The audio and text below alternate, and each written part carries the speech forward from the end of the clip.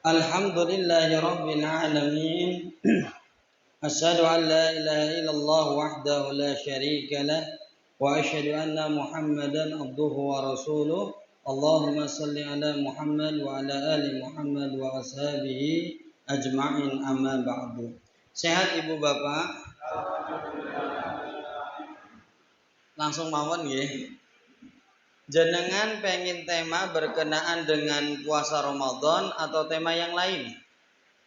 Soalnya ada beberapa masjid bilang ke saya, Pak Dede, nanti ngisinya jangan tema Ramadan nggih, wis munek jene. Karena ustadz yang sebelumnya Ramadan, datang lagi Ramadan lagi, datang lagi Ramadan lagi. Jadi Ramadan terus. Kalau jenengan jujur pengen berkenaan Ramadan kayak fikih puasa Ramadan atau pilih selain di luar tema Ramadan? Oh jangan gitu, saya kan dokter. Dokter itu cuma bisa menganalisis, ngasih resep sama dosis. Saya harus meriksa jenengan dulu, jenengan butuh apa? Ramadan mawon. Oke. Fikih-fikihnya gitu nggih? Oh nggih. Ibu Bapak yang insyaallah dirahmati oleh Allah Subhanahu wa taala, ini tema yang disampaikan kemarin di Masjid Agung Cipto Mulyo Pengging, Ibu dan Bapak. Saya ambil satu materi saja tentang fikih Ramadan agar ibadah kita di bulan Ramadan bisa maksimal. Nah, Ibu Bapak yang insyaallah dirahmati oleh Allah, ada 5 perkara yang bisa merusak ibadah kita. Kenapa harus mempelajari yang jelek-jelek? Ada satu kaidah di dalam ilmu usul fikih, Bapak Ibu. Darul mafasid muqaddamun ala jalbil masalih. Menghindari keburukan harus lebih diutamakan daripada mengambil manfaat, Bapak Ibu. Jadi menghindari perkara yang bisa merusak Ramadan harus diutamakan. Bu, jenengan tak kasih madu 1 liter, mau apa ndak? Tapi tak kasih madunya ini dikasih cyanida 5 sendok. Mau ndak, Bu? Loh kenapa? Kan madu ini banyak manfaatnya loh. Karena di dalamnya ada mudorotnya, yaitu racun cyanida. Berarti walaupun madu ini bermanfaat dan sehat, kita nggak berani meminumnya. Kenapa? Karena di dalamnya ada bahaya yang harus kita hindari. Begitu juga dalam hal tema ini, menghindari perkara yang bisa merusak puasa Ramadan harus lebih diutamakan. Yang pertama, Ibu dan Bapak yang hadir, kita wajib senang puasa di Indonesia itu tidak lama-lama amat, cuman 13 jam saja.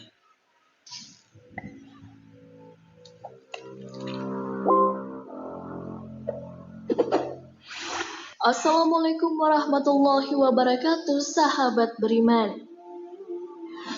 Tahukah Anda bahwa ada beberapa negara yang berpuasa hampir 24 jam?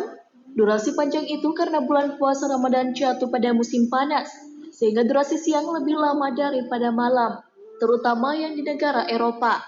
Penasaran dengan negara-negara yang melaksanakan ibadah puasa dengan durasi yang lama? Ini dia ulasannya. Tapi sebelum lanjut, jangan lupa klik subscribe, like, dan lonceng notifikasi kalian untuk mendukung channel ini agar terus menyiarkan syiar Islam.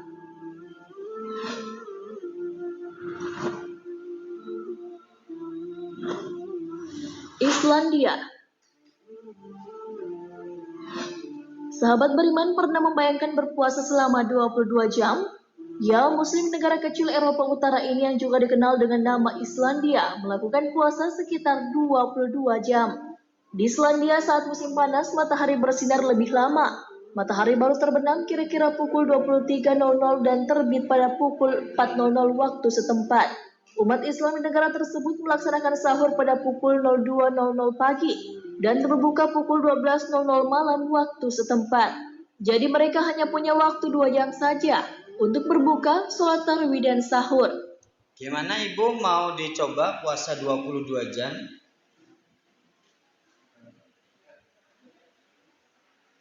Inilah daftarnya Ibu Bapak.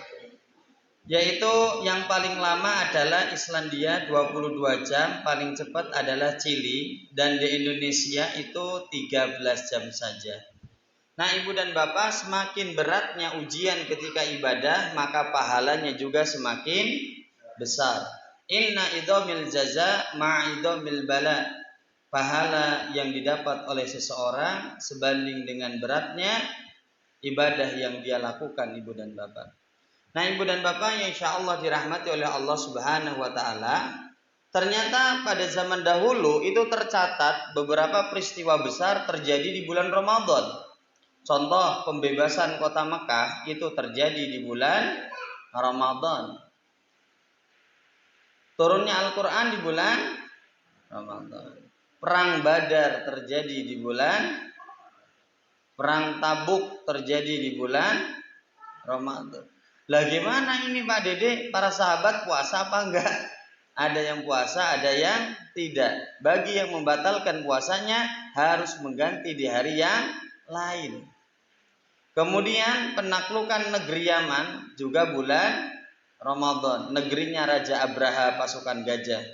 Patung terbesar yang disembah oleh bangsa Quraisy namanya patung Uzza itu diruntuhkan oleh Khalid bin Walid pada bulan Ramadan. Negeri Taif, negeri yang penduduknya melempari Nabi dengan batu sampai berdarah, itu ditaklukkan oleh Ali bin Abi Thalib pada bulan Ramadan. Penaklukan Andalusia Spanyol Cordova oleh Tariq bin Ziyad itu bulan Ramadan. Termasuk negara kita Republik Indonesia ketika diproklamasikan oleh Bung Karno pada tanggal 17 Agustus tahun 45, itu kalau dikonversi ke tanggalan Hijriah bertepatan tanggal 9 Ramadan 1364 Hijriah tahun Hijriah. Bisa diterima Bapak Ibu? Nah jadi kalau besok kita berpuasa di bulan Ramadan kemudian pekerjaannya berat, jangan jadi alasan. Semakin aktivitasnya berat berarti pahalanya juga semakin besar. Jadi seperti itu Bapak Ibu. Nah Ibu dan Bapak, hendaklah kita tetap semangat menyambut datangnya bulan Ramadan, menandakan iman kita sehat dan kita disukai oleh Allah. Karena kalau Allah sudah tidak menyukai hambanya, fasabbatahum. Yang pertama kali Allah tarik adalah ghirah, semangatnya untuk beramal soleh. Jadi kalau orang sudah males-malesan ibadah, males sholat, males pengajian, males tadarus Al-Quran, males puasa, bisa jadi dia termasuk orang yang tidak disukai oleh Allah Subhanahu wa Ta'ala. Nah ibu bapak yang insya Allah dirahmati oleh Allah, jangan sia-siakan. Misalnya besok dengan masih sehat ada kesempatan masuk di bulan Ramadan, gaspol ibadah sesuai kemampuan panjenengan. Karena ibu dan bapak yang insya Allah dirahmati oleh Allah, barang siapa diberikan kesempatan beribadah, diberikan waktu, diberikan sehat, tapi tidak mau ibadah, maka besok amalan yang tidak diambil ini akan menjadi penyesalan besok ketika panjenengan wafat Bapak Ibu. Sebagaimana para penghuni kubur berkata, Rabbi, wahai Rabbku Allah, laula akhartani ila ajalin qarib, seandainya aku bisa bangun lagi ya Allah, fa asaddaqu wa akum minas solihin, saya pengen bersedekah. Sekarang saya sudah jadi mayat di alam kubur. Saya dulu gelo nyesel kenapa pas masih hidup sehat ada kesempatan tidak mau beramal soleh. Nah ibu bapak yang insya Allah dirahmati oleh Allah, pengajiannya sampai jam berapa? Jam 8:30. Masuk nih 8:30 malam banget yaudah gitu ya. Pas nih jam 10 harus meletre. Orang itu dengar pengajian ya minim 30 sampai 40 menit. Sejam itu ya sebenarnya udah kelamaan ya Pak. Jadi 30 sampai 40 menit lah saja. Selanjutnya ibu bapak, yang bisa merusak Ramadan seorang muslim ketika masuk di bulan Ramadan, dia jahil, dia bodoh dalam urusan ilmu agama. Artinya ketika dia beribadah tanpa dasar ilmu ini bahaya. Fa'lam annahu la ilaha illallah Ibu dan bapak, ibadah di dalam agama Islam itu sudah ada pakemnya, sudah ada SOP-nya. Ojo gawe aturan dewe, ndak boleh. Makanya ada satu kaidah usul fikih, bunyinya kayak gini. Al aslu fil ibadah. Semua urusan ibadah di dalam agama Islam ini tahrimu wal batal, hukumnya haram dan ditolak. Illa ma jabih dalil, kecuali ada petunjuk ala awamirihi yang memerintahkan ibadah tersebut.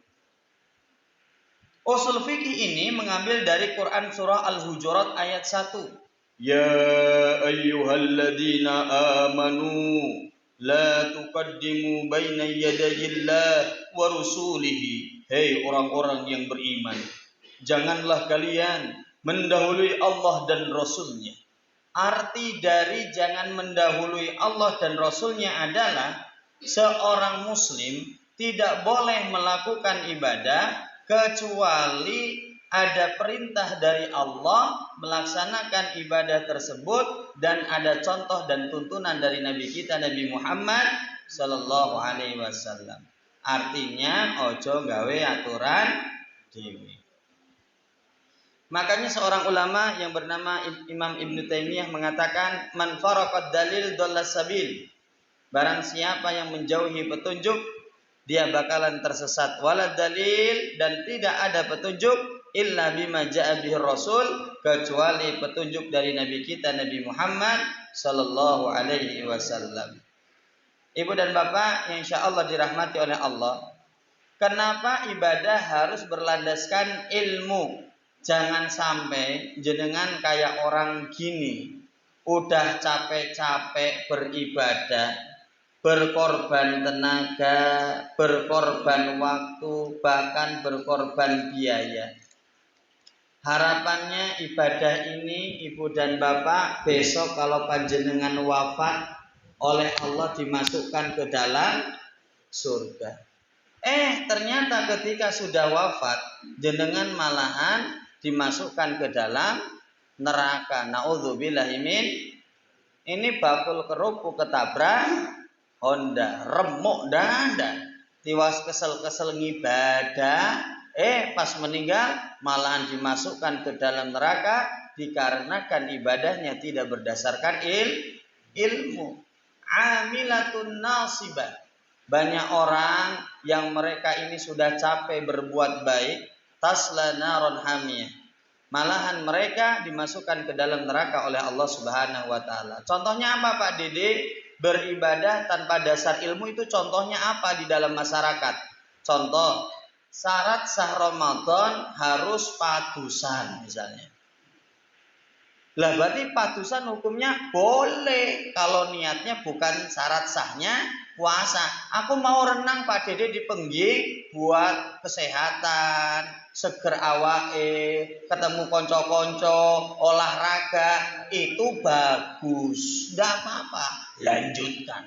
Tapi kalau niatnya mau kemana? Aku mau padusan, karena kalau nggak padusan puasa saya tidak sah, itu sing keliru. Jadi yang harus digeser niatnya di dalam hati. Bisa diterima apa mboten? Jadi saya tidak melarang padusan, monggo, tapi niatnya renang, olahraga, seger awak, rekreasi, entertain, itu ndak apa-apa. Tapi kalau niatnya saya padusan sebagai syarat sahnya masuk bulan Ramadan agar puasa saya sah. Padahal syarat sahnya puasa kan cuma dua, niat di dalam hati dan menjaga dari segala yang membatalkan. Tidak ada padusan di dalamnya. Bisa diterima nih. Karena selama ini kebanyakan orang padusan niatnya sebagai syarat sahnya masuk di bulan Ramadan. Nyun ngapunten ibu dan bapak, sebelum Islam masuk ke Indonesia, orang Indonesia memang sudah memiliki agama terlebih dahulu, yaitu agama Hindu dan Buddha. Kalau agama Buddha di kerajaan Tarumanegara, kalau kerajaan Hindu di kerajaan Majapahit. Nah, salah satu peninggalan ajaran orang Hindu dan Buddha yaitu padusan, mensucikan diri dari sumber mata air. Makanya orang India menyucikan dirinya mandi di sungai Gangga. Mencerminkan keyakinan umat Hindu bahwa sungai Gangga lah yang menjadi sumber kehidupan bagi mereka. Makanya, kebanyakan orang Hindu di India melakukan seluruh ritual keagamaan di atas sungai Gangga. Mulai dari ritual perorangan seperti Holy Dip yang dilakukan di kota Varanasi, hingga acara keagamaan besar seperti Kumbh Mela yang baru-baru ini menjadi klaster COVID-19 baru.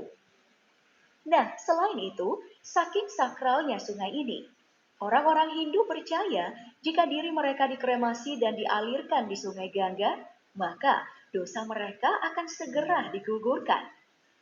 Nah, dengan sumber air bersih dan juga kesakralan ini, tentu saja mendengar kalau sungai yang Bisa diterima nggih?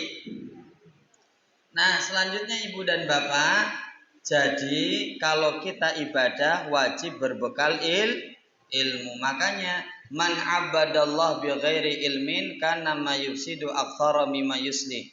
Kalau ibadah tanpa bekal ilmu, maka dia lebih banyak menimbulkan keburukan daripada banyaknya kebaikan. Buka lagi tentang rukun puasa, sunnah-sunnah, hal yang makruh yang membatalkan, kesalahan di bulan Ramadan, zakat fitrah, fidyah, dan sholat idul fitri. Nah, rukun puasa itu cuma 2, niat di dalam hati dan menjaga dari segala yang membatalkan. Ibu dan Bapak, dan niat puasa wajib tidak boleh dadakan, harus mulai dari malamnya, minimal di waktu sahur.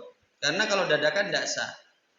Misalnya tadi pagi tidak sarapan, sisanya puasa wajib aja ya tidak bisa. Intinya harus dari malam. Naik puasa sunnah boleh dadakan. Kayak Nabi waktu pagi hari beliau ini belum makan, ada urusan keluar rumah. Kemudian balik lagi ke rumah, posisi nanya istrinya ada makanan dan tidak ada. Kemudian Nabi bilang ya wis aku tak poso. Nek sunnah niatnya boleh dadakan. Kalau wajib kayak puasa Ramadan tidak boleh. Harus dari waktu sahur sudah niat. Sunnah-sunnah puasa ini harus kita tekankan, seperti mengakhirkan waktu sahur. Jadi sahur terbaik itu yang mendekati azan subuh. Dan batas akhir sahur adalah azan, bukan imsak, bukan. Jadi batas akhir Allahu Akbar, Allahu Akbar, ya wis berhenti. Imsak itu lampu kuning, waspadalah, waktu sahur mau berakhir. Selanjutnya menyegerakan berbuka, jangan ditunda-tunda, dan berbukalah dengan yang manis. Berarti bikin kolak 1 gelas, es buah 1 gelas, es teh 1 gelas, mixunya 1. Nanti habis Ramadan diabetes jenengan malahan naik. Bukannya makin kuru tapi makin anu.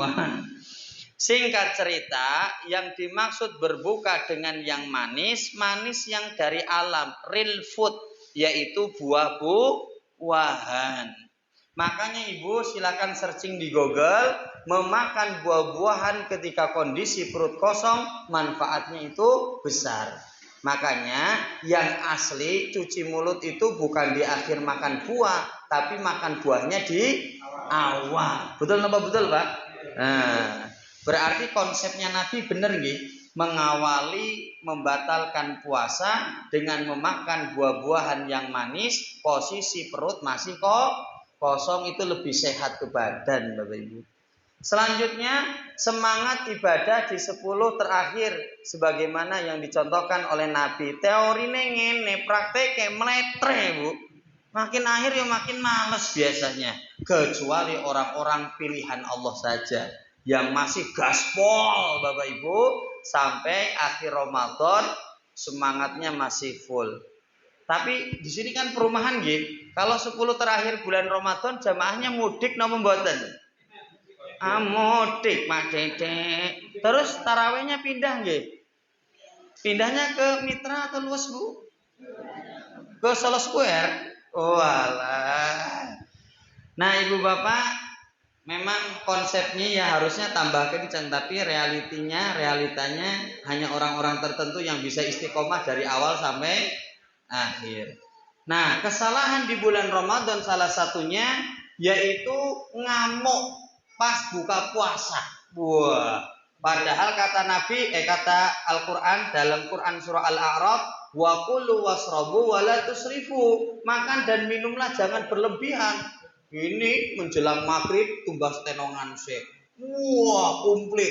Jadi buka puasa Allahu Akbar, lap, mati kena karang Bapak Ibu. Maka tarawih jadi abot. Padahal kata Umar bin Khattab, barang siapa yang makannya banyak maka perutnya akan berat. Kalau perutnya berat ibadahnya jadi males, jadi susah. Makanya konsep Nabi bener nih, yaitu perutnya itu dibagi menjadi 3 kan, ada buat makanan, minuman, dan udara. Nah ibu bapak, insya Allah dirahmati oleh Allah Subhanahu Wa Taala, kita lanjutkan hal yang tidak disukai oleh Allah ketika puasa, terlalu banyak kumur-kumur, apalagi pakai es jeruk sama es teh. Atau mendekati istri, nah ini bahaya. Kalau sampai remblong, wah, remblong gaspol, wah, kelengar. Kenikmatan yang diterima tidak sebanding dengan resiko yang harus dipikul. Nganti kebablasan, rokok batan tutikuha, membebaskan seorang budak langgolene ngendi. Nomor 2, kalau tidak mampu anta suma syahraini mutatabi'ain, berpuasa 2 bulan berturut, sebulannya kelenger. Atau yang nomor 3, it'amas sitina miskinan, memberikan makan kepada 60 fakir miskin. Ibu, para sahabat ketika bulan Ramadan, mereka juga memperhatikan bocil-bocil mereka, Bu. Jadi anak-anak yo dilatih puasa. Jangan wis rasa poso, ora poso. Ndak apa-apa dilatih mawon sampai beduk lah minimal ya, Bu. Syukur kalau kuat 1 hari.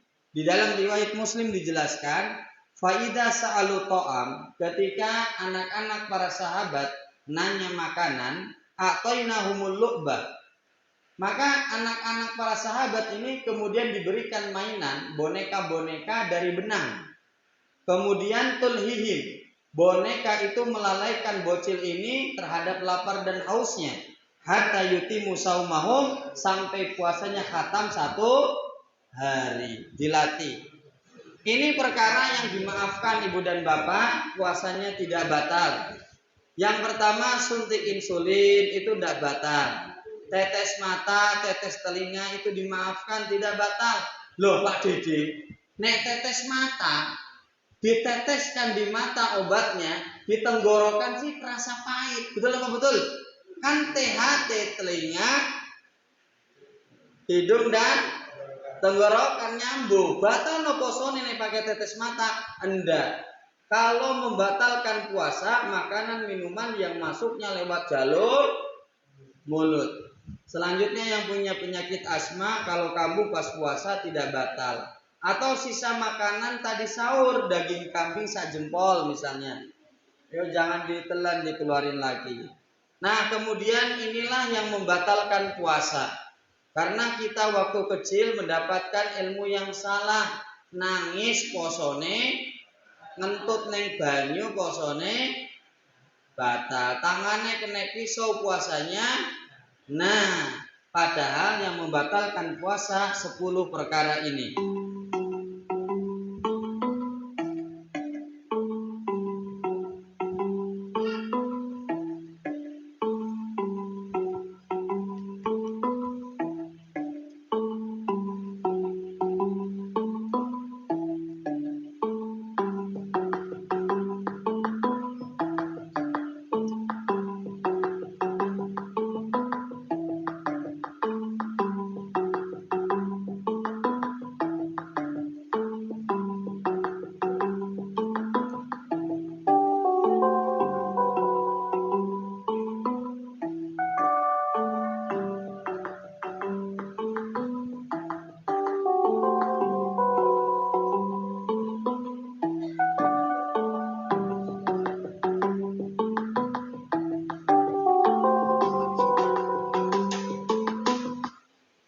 Yang pertama, makan dan minum disengaja batal. Nek lupa 1 mangkok mie ayam, 1 mangkok bakso, rezeki nom. Merokok di siang hari, muntah, keluar darah haid dan nifas, hubungan suami istri, onani atau masturbasi, murtad, gila, dan niat membatalkan, maka puasanya batal. Inilah 10 perkara yang membatalkan puasa panjenengan. Pak Dede, ini sudah waktu subuh, tapi saya belum mandi junub piye iki? Wis adzan barang iki. Maka lanjut puasanya. Qad kana Rasulullah, dulu Nabi Muhammad yudrikuhul fajru, memasuki adzan subuh, waktu sholat subuh fi Ramadan, di bulan Ramadan, wa huwa junubun, dan Nabi ini masih posisi junub. Min ghairi hulum, dan junubnya bukan karena mimpi basah, tetapi hubungan suami istri yang dilakukan Nabi. Fayak tasilu wa yasum, Nabi kemudian mandi dan melanjutkan puasanya. Kalau siang-siang mimpi basah gimana? Lanjut, tidak apa-apa, karena di luar dari kuasa kita kan Bapak Ibu. Termasuk urusan fidyah, jangan lupa. Ternyata ketika memasuki bulan Ramadan tidak semuanya bisa puasa karena ada udzur syar'i. Wa 'alal ladzina yutiqunahu fidyatu ta'amu miskin. Orang yang boleh membayar fidyah hanya 4 orang saja. Yang pertama, orang tua yang tidak sanggup berpuasa. Makanya orang itu kalau makin tua ibadah itu makin sulit, makin susah.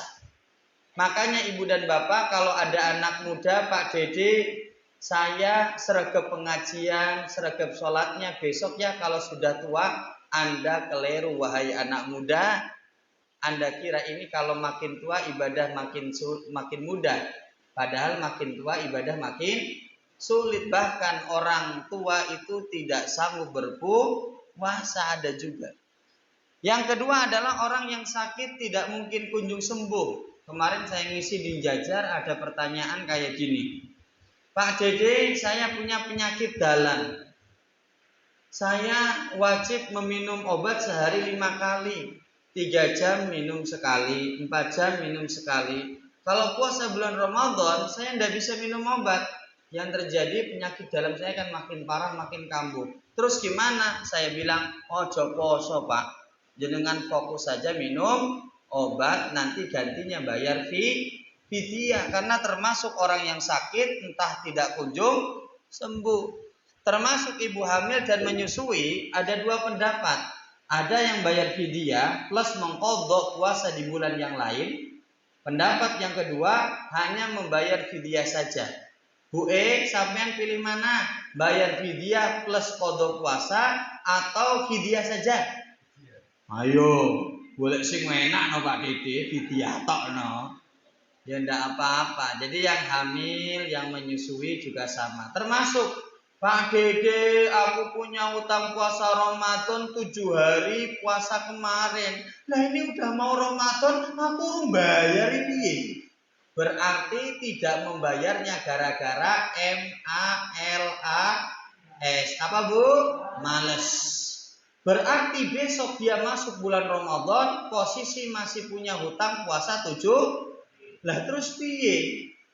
Yang pertama istighfar, karena jenengan menunda-nunda membayar hutang puasa. Yang kedua, sebagai ungkapan penyesalan panjenengan, bayarlah fidyah sesuai hari puasa hutang yang panjenengan tinggal. Kalau misalnya 7 hari, 1 harinya kan fidyahnya 1 kilo. Sekarang beras tuh yang sedang-sedang saja harga berapa Pak? 12.000 kali 7 ya. Berarti 7 kali 70.000, 2 kali 7 berarti 84. Jadi ibu dan bapak ya 84.000 lah tuh, enak men tuh Pak. Ini 100.000.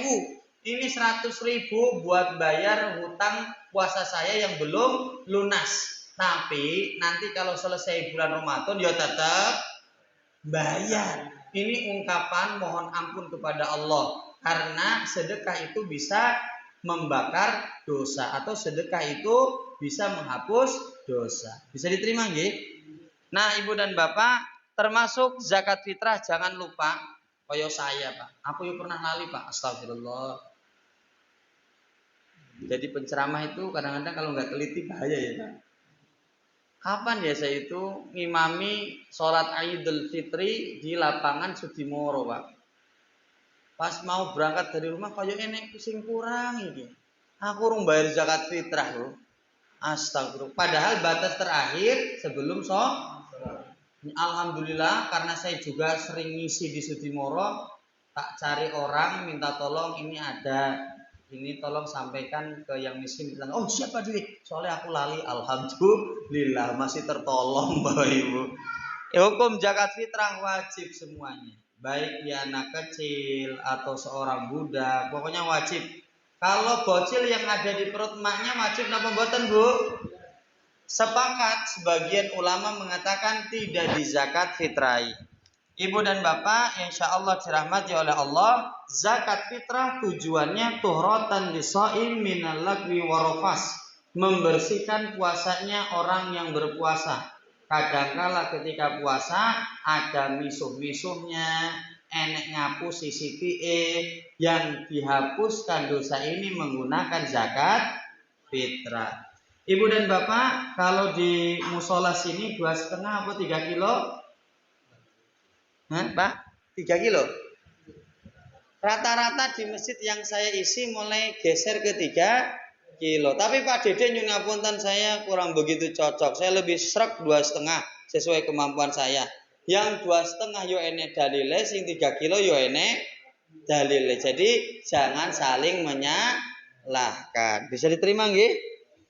Ibu dan bapak, kalau ada orang yang membayar zakat fitrah ke masjid sini, kemudian nanti pas pembagian zakat fitrah dapat zakat fitrah, boleh enggak?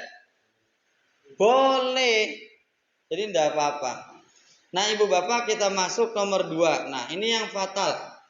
Orang yang tidak mau berhenti berbuat dosa di bulan Ramadan, maka ibadah Ramadannya bisa menjadi rusak. Karena sifatnya dosa itu merusak. Gara-gara nila setitik rusak susu sebelangga. Jadi ibu dan bapak, orang yang tidak mau berhenti berbuat dosa, al-ju' wal atas, dia hanya mendapatkan lapar dan haus. Sampai-sampai Nabi mengatakan, "Falaisa lillahi hajatun." Aku tidak butuh puasamu.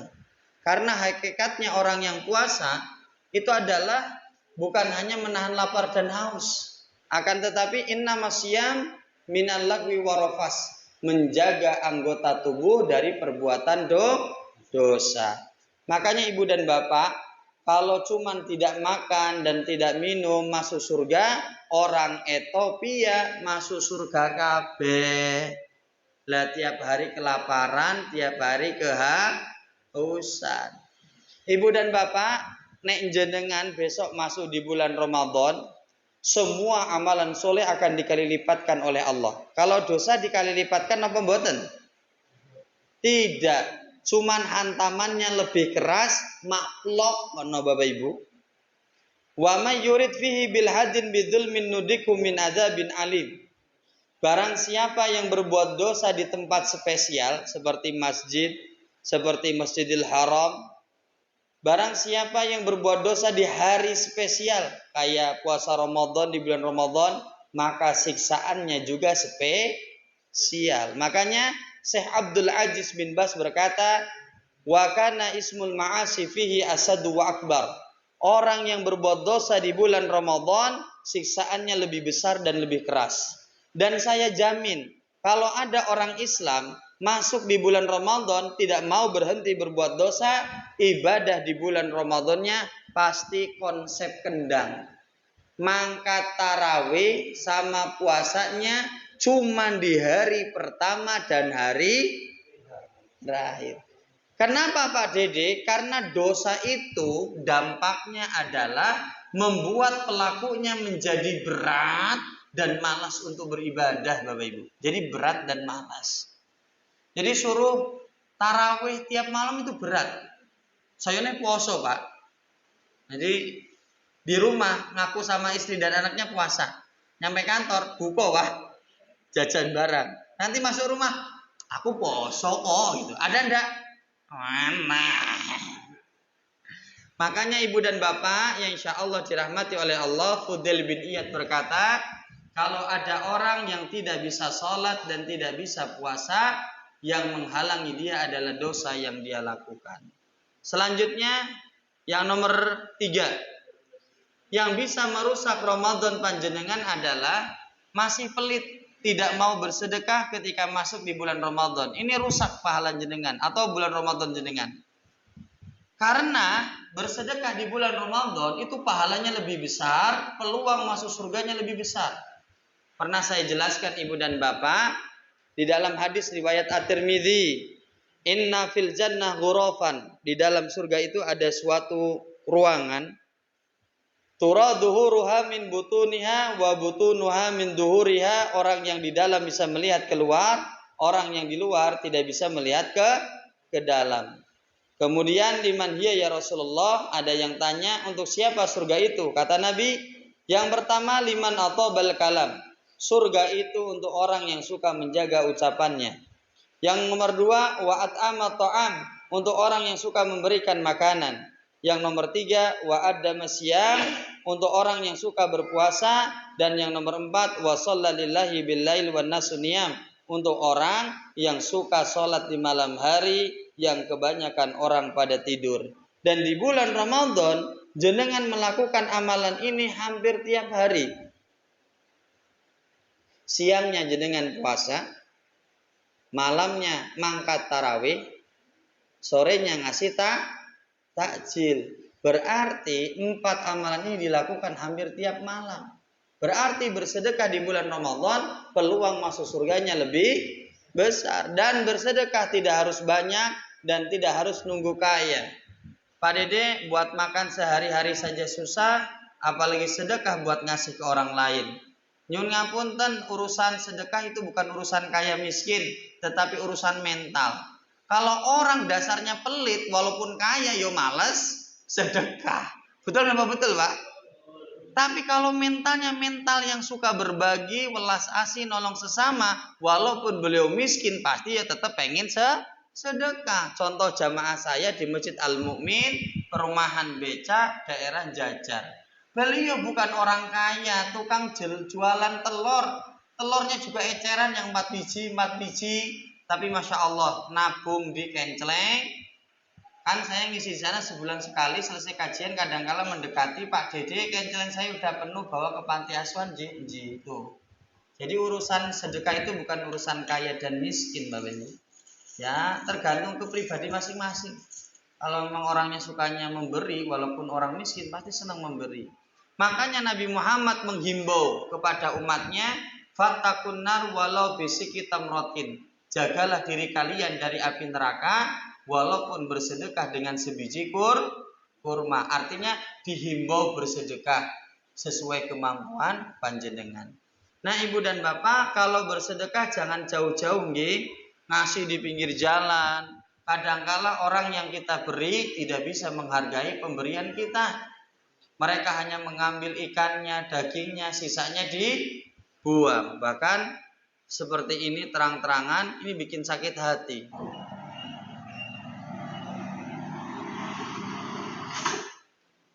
Tuh, malahan dibuang.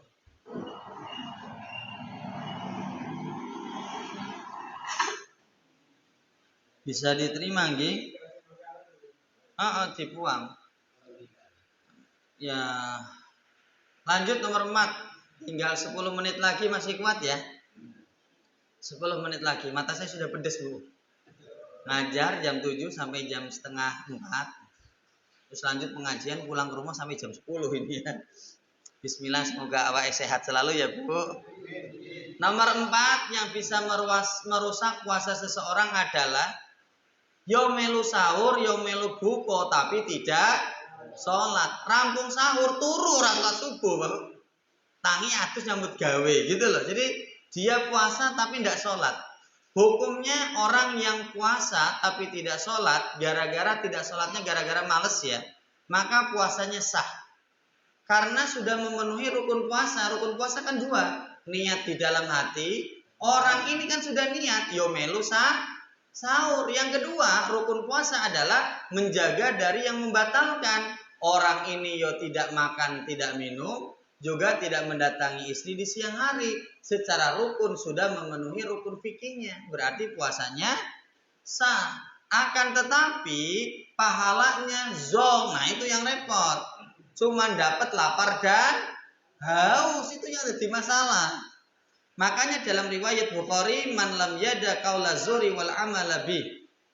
Barang siapa yang berpuasa tidak bisa menjaga omongannya, nggak bisa menjaga kelakuannya, tetap berbuat dosa, falaisa lillahi hajatun. Allah tidak butuh puasanya. Dan meninggalkan sholat gara-gara malas, dosa kecil atau dosa besar? Dosa besar. Nah selanjutnya terakhir, alhamdulillahirabbil alamin. Pas nomor 5 menit lagi. Yaitu sholat tarawih. Ini yang ngangeni ya Pak, sholat tarawih itu. Masya Allah. Kalau di sini awal tarawih sampai akhir tarawih penuh ya Pak ya. Amin. Hati-hati Bapak Ibu. Masjid ini atau makmurnya masjid itu bisa menjadi barometer kemakmuran tingkat keimanan warganya. Innama ya'muru masajidallah man ammana billah wal yaumil akhir. Yang bisa memakmurkan masjid hanyalah orang-orang yang di dalamnya ada iman kepada Allah dan percaya dengan adanya hari akhir. Kalau sebuah musola atau masjid semakin makmur, ramai dengan kajian, dengan ibadah, dengan TPA, menandakan warga di sekelilingnya itu keimanannya tinggi Pak. Tapi kalau masjidnya sepi banget, pengajian orang enek, TPA babar blas orang enek, jadi sepi, krik gitu. Jadi masjid tersebut menjadi barometer. Jadinya besok Bapak Ibu kan jenengan sudah punya rumah di sini. Kalau besok anak keturunan jenengan misalnya mau bangun rumah, yang paling penting itu bukan tanahnya yang murah, rumahnya yang murah, bukan itu. Yang paling penting dalam memilih rumah, kata Nabi Nuh ketika naik kapal diumbang-ambingkan, Nabi Nuh doanya kepada Allah apa? Robbi anzilni munzalan mubarakan. Ya Allah, turunkanlah aku di tempat yang Engkau berkahi. Jadi yang paling penting adalah lingkungan rumah tersebut. Makanya ada sebuah mahfudhah, jarun qabla darun. Tetangga itu sebelum rumah. Jadi yang paling penting ketika kita mau beli rumah, bukan rumahnya, tetapi lingkungan. Itu sangat berpengaruh sekali. Nah ibu dan bapak, sholat tarawih yang super cepat ternyata merusak Ramadan kita Bapak Ibu. Kayaknya senang-senang saja yang gak paham. Tapi yang sudah paham ilmu dan sudah ngaji, ketika mengikuti tarawih super cepat, itu yorisi Bapak Ibu.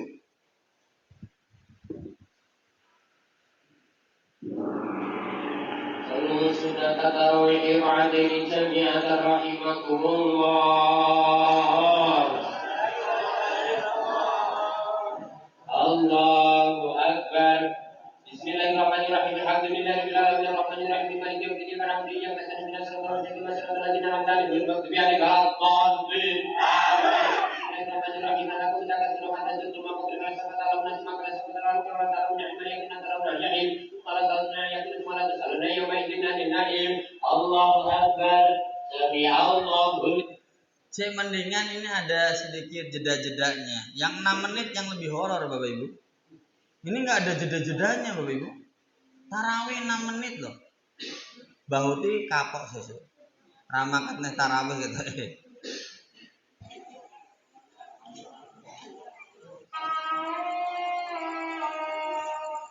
Gosok ini tangan lah.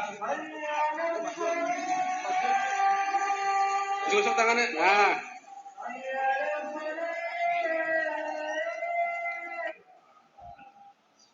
Allahu Akbar. Amin. Allahu Akbar.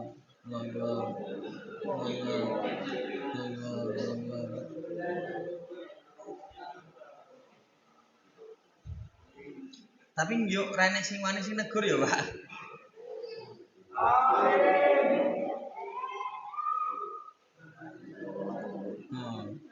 Jemaahnya frekuensi gitu ya. Pernah suatu hari Nabi sedang duduk-duduk kayak gini, tiba-tiba ada orang masuk masjid kemudian sholat cepet kayak tadi. Kata Nabi, "Atarawna hadza?" Barusan kamu lihat orang yang sholat super cepat tadi. Kata Nabi, "Man mata ala hadza mata ala ghairi millati Muhammadin." Kalau sampai mati orang ini sholatnya kayak gitu terus, tidak mau berubah, maka dia meninggalnya bukan termasuk umat Nabi Muhammad sallallahu. Loh kok bisa? Apakah Nabi pernah mencontohkan sholat super cepat, Bapak Ibu? Wahai umatku, inilah praktek sholat super cepat. Pernah nggak gitu? Ya enggak. Nabi itu sholatnya tumak nina. Makanya orang yang sholatnya super cepat tidak tumak nina adalah orang yang mencuri di dalam sholat. La yutimmu ruku'aha wa la sujudaha. Ketika ruku dan sujud punggungnya belum lurus, Allahu Akbar, Allahu Akbar, berarti mencuri tumak ninah di dalam sholat. Sholat tarawih besok ojo cepet-cepet tur yo ojo suwe. Aduh, imame kira ngerti kahanan. Burine ning Mbah Kakung, ning Mbah Oti. Ene bocil-bocil barang. Ada orang yang juga baru seneng sholat tarawih. Besok-besok ditanya, "Mas, kenapa ndak mau sholat tarawih lagi?" Kapok aku. Ngapa suwe tenanan. Ini yang dilakukan oleh Mu'ad kepada kaumnya. Mu'ad ini ngimami di desanya dan yang beliau baca surah Al-Baqarah. Saking lamanya, fatajawwaja rajulan sholatan khafifah. Ada makmum yang keluar dari shaf dan sholat sendirian yang lebih ringan, Bu. Hal ini ketahuan oleh Mu'ad dan Mu'ad mengatakan innahu munafik. Dia telah jadi orang munafik. Dan orang yang dicap munafik oleh Mu'ad tidak terima. Kemudian mendatangi Nabi Muhammad untuk curhat. Ya Rasulullah, inna qaumun na'malu bi aidina wa naski bin nawadihina. Ya Rasulullah, kami adalah para penduduk yang profesinya kalau siang hari ngambil air, nyiramin kebun anggur, nyiramin kebun kurma, capek, panas, lemes. Malamnya tarawih, duwo tenanan, bakul kerupuk tabrak hoda tenanan iki. Remuk dah. Kemudian kata Nabi, siapa yang mendapatkan teguran, maka Nabi mengatakan, "Ya Mu'ad afatanun." Mu'ad ini diberikan teguran. Apakah kamu akan menimbulkan kegaduhan di dalam masyarakat gitu loh. Kalau mau lama seperti para sahabat, ya dibagi 2 kloter lah. Kalau ba'da isya itu khusus tarawih reguler. Kulwaile itu ya. Atau juz 30 lah, atau surat-surat pilihan tapi yang pendek-pendek.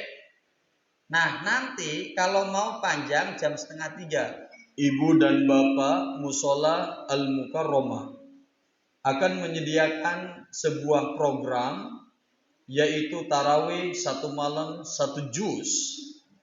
Akan diselenggarakan jam 2:30 dan disediakan makan sahur bersama. Yang berkenan silakan hadir di musola ini jam 2:30. Krik krik krik krik. Korene teng kita kok iki, Pak. Kalau di Solo memang ada beberapa masjid khusus yang seperti itu. Seperti Masjid Istiqlal di Sumber, 1 malam 1 juz. Monggo yang ghirah semangatnya tinggi. Atau di Masjid Miftahul Jannah Blagung Tugu Boto Colomadu juga sama. Alhamdulillahirabbil alamin. Itulah 5 perkara yang bisa merusak puasa kita di bulan Ramadan. Pas Bapak Ibu jam 8:30. On time nggih. Ibu dan Bapak ada yang mau tanya enggak? Monggo.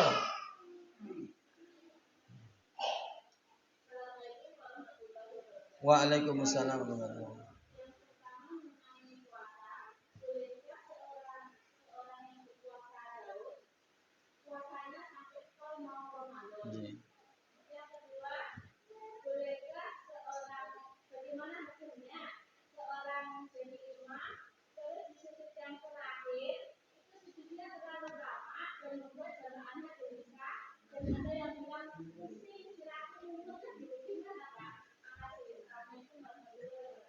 Waalaikumsalam warahmatullahi wabarakatuh. Sekarang kan bulan Sya'ban nggih. Nah, Ibu dan Bapak yang insya Allah dirahmati oleh Allah Subhanahu wa taala. Nah, Ibu dan Bapak, jadi kalau bisa ada jeda antara puasa sunnah dengan puasa Ramadan sebagaimana di dalam hadis yang diriwayatkan oleh Bukhari. An Abi Hurairah radhiyallahu anhu qala qala Rasulullah sallallahu alaihi wasallam la taqaddamu Ramadan bi shaumi yaumin aw yaumaini illa rajulan kana yasummu sauman falyasumhu. La tuqaddimu Ramadan, puasa Ramadan itu jangan didahului bi shaumi yaumin, berpuasa satu hari sebelumnya, au yaumaini atau 2 hari sebelumnya.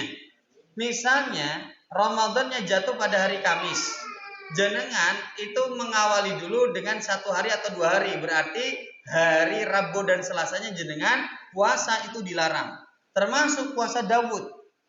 Maka harus ada jedanya dulu antara yang sunnah dengan yang fardu, di stop dulu. Kenapa Pak Dede? Ingat, yang jenengan harus utamakan yang wajib dulu, jangan yang sunnah. Karena yang paling dicintai bukan puasa Daud tetapi puasa Ramadan. Kalau disejajarkan antara puasa Daud dengan puasa Ramadan, yang paling disukai oleh Allah adalah puasa Ramadan. Jenengan jangan masuk perangkat iblis. Maksudnya gimana? Iblis itu menggoda manusia itu ada 6 cara. Cara terakhir adalah membolak-balikan pemikirannya. Yang sunnah-sunnah malahan diutamakan, yang wajib-wajib ditinggalkan. Contoh ada jamaah saya. Beliau ini sregep puasa Senin Kamis, puasa Daud itu sregep. Akan tetapi kalau jualan ke pasar, mboten nganggo kerudung. Saya mau tanya, kerudung itu hukumnya sunnah apa wajib bagi perempuan? Kalau puasa Daud, yang dihalukan yang mana?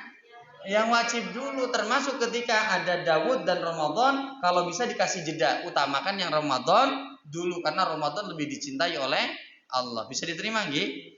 Yang kedua, Bapak Ibu, bagaimana dengan imam yang sujud ini di rakaat terakhir lama? Memang tempat yang terdekat antara seorang hamba dengan Allah ketika sujud, dan di dalam sujud boleh menambahi doa. Jadi di dalam sholat yang boleh ditambahi doa itu di 2 tempat. Pertama, ketika sujud. Jadi ketika selesai membaca Subhana Rabbiyal A'la, boleh membaca doa yang lain. Dengan catatan, doa tersebut tidak boleh berbahasa Indonesia. Catatan kedua, doa yang jenengan baca ketika sujud setelah membaca Subhana Rabbiyal A'la adalah doa yang terdapat di dalam Al-Quran atau hadis. Tidak boleh pakai bahasa Indonesia. Contoh, kalau saya ketika selesai membaca Subhana Rabbiyal A'la, saya menyambungnya dengan kalimat Ya muqallibal qulub tsabbit qalbi ala dinik. Ya Allah, saya minta istiqomah, itu boleh. Nah, Ibu dan Bapak yang insya Allah dirahmati oleh Allah, Pak Imam ini ketika sujud terakhir lama karena berdoa. Nah, akan tetapi kan tidak semua orang itu faham. Artinya boleh berdoa tapi ojo suwe. Nah, jadi Ibu dan Bapak, ketika kita menjadi imam harus bisa mengukur jamaah. Karena Ibu dan Bapak yang insya Allah dirahmati oleh Allah, ada 3 sholat yang tidak diterima oleh Allah Subhanahu wa Ta'ala. Mau saya jelaskan? Yang kemarin saya sampaikan, yaitu tentang masalah keluarga itu loh Bu. Di sini ada hadis yang menjelaskan hal tersebut. Jadi keluarga yang diridhoi oleh Allah Subhanahu wa Ta'ala, salah satu cirinya adalah keluarga ini banyaknya diberikan sifat lembut di dalamnya. Kemudian Ibu dan Bapak, di dalamnya ada hadis, yaitu 3 orang yang kalau sholatnya tidak akan diterima oleh Allah Subhanahu wa Ta'ala. Siapa saja yang sholatnya tidak diterima oleh Allah Subhanahu wa Ta'ala? Yang pertama adalah seorang istri yang dia ini durhaka kepada suaminya. Kalau istri ini durhaka kepada suaminya, sholat jengkang-jengking, maka akan sulit diterima oleh Allah Subhanahu wa Ta'ala. Mana tadi? Oh, di sini nih. Nah, saya bacakan hadis riwayat At-Tirmidzi, salasatun la tujawwijuhu sholatuhum adzanahum. Ada 3 orang yang kalau sholatnya sulit diterima oleh Allah. Yang pertama, Yang pertama al-abdul abiku hatta yarji, seorang budak yang minggat dari tuannya. Dia kalau salatnya tidak akan diterima oleh Allah atau sulit diterima oleh Allah sampai budak ini kembali kepada tuannya. Yang nomor 2, wamra'atun batat, seorang istri yang tidur di malam tersebut, wa jaujuha 'alaiha sakhitun, yang suaminya marah murka kepada dia, maka perempuan ini kalau salatnya sulit diterima oleh Allah. Saya sudah pulang-pulang pengajian, cepat-cepat biar ketemu istri sama anak, sudah membawa terang bulan, sudah membawa roti bakar, sampai rumah istri pergi ke Grand Mall tanpa izin. Ini bukan curhat pribadi ya. Saya marah, istri tidur, maka kalau dia salatnya sulit diterima oleh Allah. Nah, terakhir ada hubungannya dengan pertanyaan ibu, yaitu wa imamu kaumin, seorang imam yang mengimami kaumnya, wahum lahu karihun, ternyata imam ini tidak disukai oleh makmumnya. Itu termasuk yang sulit diterima oleh Allah. Artinya begini, kalau mau ngimami, Bapak Ibu ridho ya saya jadi imam gitu ya. Oh, mau enggak apa-apa, senang sama Pak Didi mah, sedang-sedang saja gitu. Jadi jadilah imam yang diridhoi, yang disukai oleh makmumnya gitu. Bisa diterima Bapak Ibu nggih? Ada lagi? Nggih, monggo. Heeh.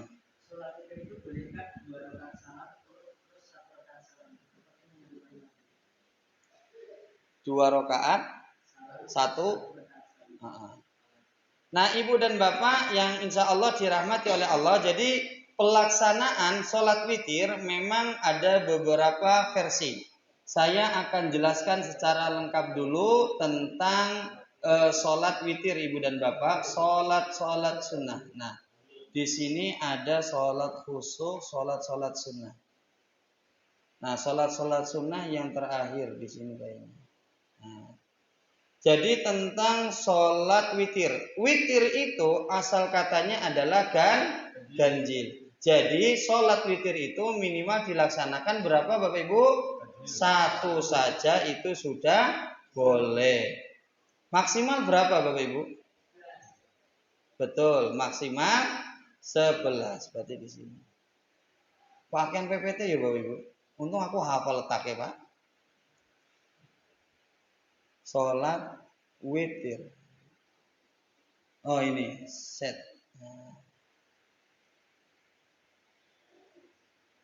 Ini kita membahas sedikit sholat witir, tidak apa-apa nggih?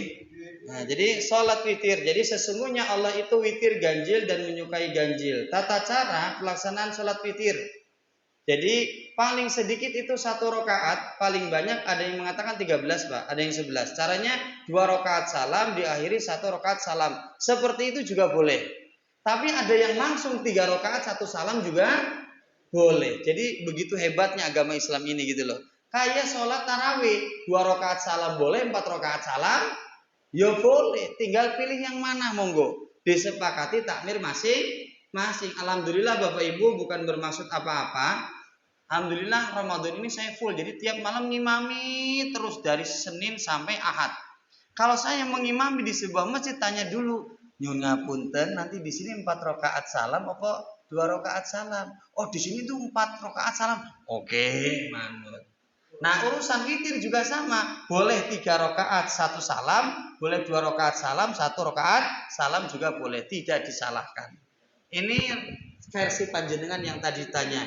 Jadi 2 rakaat salam diakhiri 1 rakaat salam juga boleh. Tapi kalau saya sering-seringnya kalau ngisi di Solo rata-rata 3 rakaat salam. Rakaat pertama Quran surah Al-A'la, kedua Al-Kafirun, yang ketiga Al-Ikhlas. Dan waktu dari sholat witir itu mulai dari ba'da isya sampai menjelang subuh Bapak Ibu. Dan witir di dalam Ramadan cuma sekali semalam. Misalnya jenengan di masjid sudah tarawih kemudian witir, pas di rumah pengen sholat tahajud lagi, sholat tarawih lagi sendirian boleh, tapi tidak boleh ditambah witir. Witirnya kan sudah tadi di masjid. Kalau pengen di rumah sholat lagi plus witir, berarti pas di masjid jangan sholat witir. Bisa diterima nggih? Nah, Pak Dede kalau sholat witirnya sebelum tidur gimana? Bagus. Itu yang lebih utama. Seperti itu Bapak Ibu. Sudah jelas nih Pak? Ada lagi? Saya Pak. Nggih, monggo. Nggih. Ketika Pak Dede bilang kalau 2 rakaat nanti satu salat tidak boleh ya.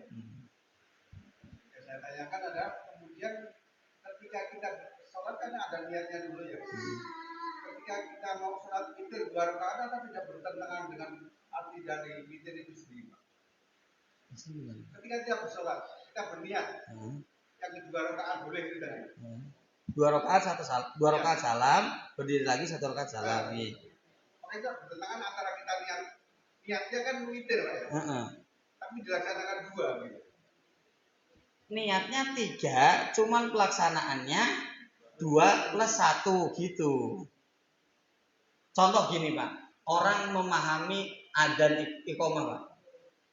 Ada arah iqomah itu kalau adzan itu harus genap, kalau iqomah itu harus ganjil gitu. Ada yang mengakhiri iqomah dengan gini, Allahu Akbar, Allahu Akbar. Itu ditulis 1 apa 2 Pak? Allahu Akbar, Allahu Akbar, asyhadu an la ilaha illallah. Saya di kalimat pertama Allahu Akbar, Allah itu 1 apa 2? 1 Pak. Jadi kalimat Allahu Akbar, Allahu Akbar, asyhadu an la ilaha illallah kan iqomah itu satu semua. Jadi kalau ada orang iqomah Allahu Akbar, asyhadu an la, dia ngomong Allahu Akbar, kalau kita hitung Allahu Akbarnya memang 2, tetapi hitungannya itu 1 baris.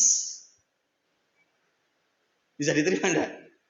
Kan iqomah itu harus satu-satu. Allahu Akbar, asyhadu an la ilaha illallah, asyhadu anna Muhammadar Rasulullah, gitu lah. Jadi Allahu Akbar hitungannya itu 1. Ini saya juga baru tahu ketika mempelajari fikih sunnah. Kalau urusan fikih ini cabangnya banyak Pak. Wah, nah makanya ada ini pembahasan permasalahan masalah urusan fikih. Jadi yang 2 plus 1 itu ada dalilnya Pak.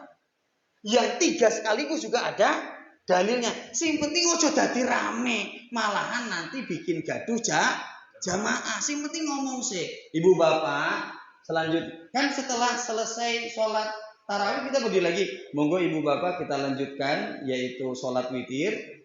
Nanti pelaksanaan sholat witir 2 rakaat salam dan diakhiri 1 salam gitu. Nah, sing ngomong dulu. Kalau saya kan selesai salam, monggo Bapak Ibu kita laksanakan sholat witir terakhir 3 rakaat salam. Saya langsung balik. Biasanya gitu nih saya.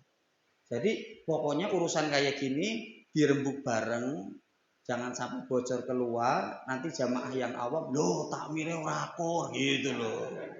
Ya, kayak gitu dirembuk bareng jamaah masjid disepakati bareng-bareng. Gitu loh. Karena orang awam itu menghukumi sesuatu dohirnya yang dari luarnya. Monggo Bapak. Ada lagi tadi. Nggih. Assalamualaikum. Nggih.